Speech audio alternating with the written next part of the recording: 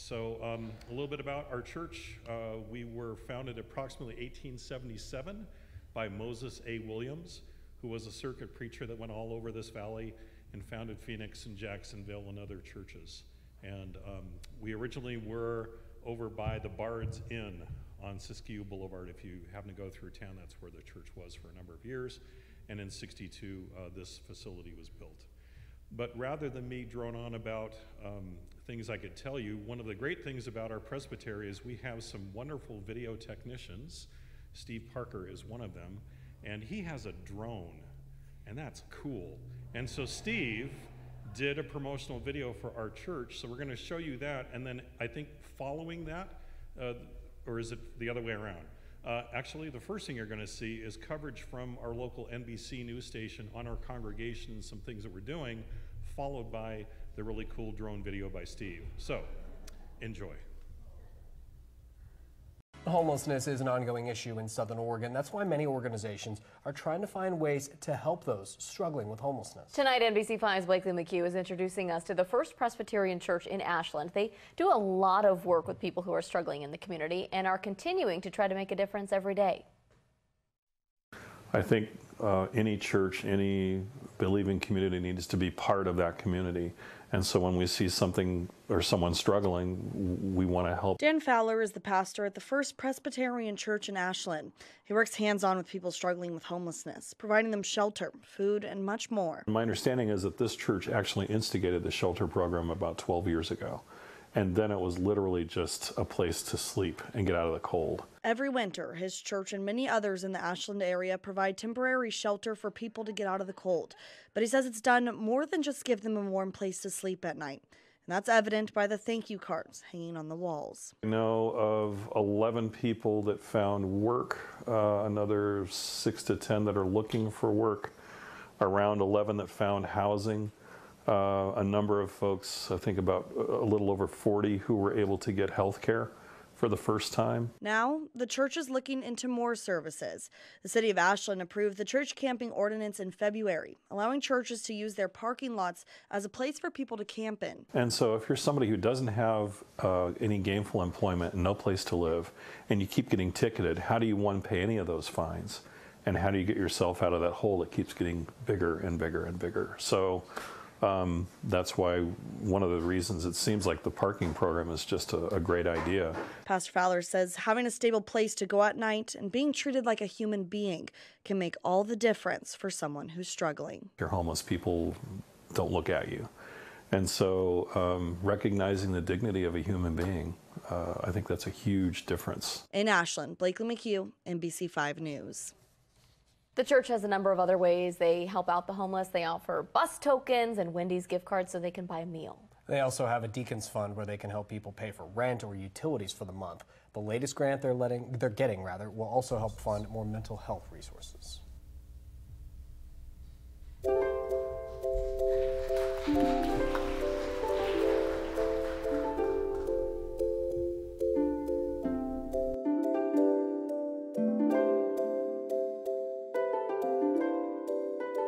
I think what stands out to me as I look at this church is the heart for mission that they have. One of the things that attracted me to this congregation was when I found out that we had people in this church that go to the border of Syria and work with people who are coming out of the war there. We have people who go to Bangladesh and work with the refugees coming out of Bangladesh and Myanmar. We have people that have done veterinary missions in India and in the mountains in the very obscure places in India.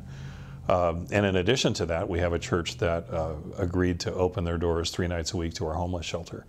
So I think that's one of the things that really stands out as the mission and social justice heart that this church has, and certainly attracted me as well. This church serves our community by, in the past, of having a monthly community meal in the evening, obviously, a dinner, open to everyone, church members as well as the community. For many years, we've had the shelter, overnight shelter for homeless people, and been also the emergency shelter when the temperature got so low that we needed, as a community, town, we needed to shelter people for their safety. Many different organizations feel that they can come and be welcomed here. Over the last maybe 10 or more years, we're actually 10 or 15 years, we've gone through a lot of changes in this church. We lost a longtime pastor, and we went through an interim time and then another short pastor time. And now we're lucky to have Dan, and we feel like we're on much firmer, permanent ground. And I was part of the committee that started the ball rolling for looking for Dan. We just went through so much soul searching and so much talking and working on issues with one another, and it brought us so much closer together, and it brought us over this really rough time into what I feel like is just, we're cruising now, and we're just going just the way we should be going into the future. I'm a lifelong member of this church, and recently I've become more active. And one thing that I really like about the Presbyterian Church is that I feel that there's something going on here. I'm not really sure exactly what, but I've gotten involved in the long-range planning, and we're getting ready to look for new avenues for transition and for our future. And every once in a while, I'll be in the community and people will say, there's something going on in that church. And so I feel like there's a little spark, and it's just an exciting place to be.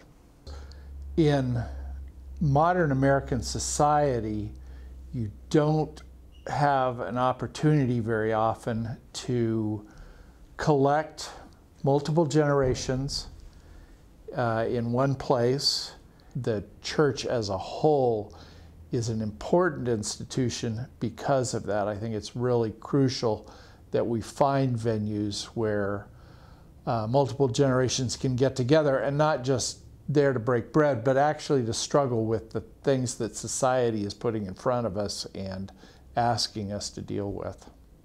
We are in the process of trying to figure out how to be the church of the future, like every other church is, and trying to figure out what it means to be a church where people don't come through the doors necessarily to find community, because they find community in so many other places in so many other ways.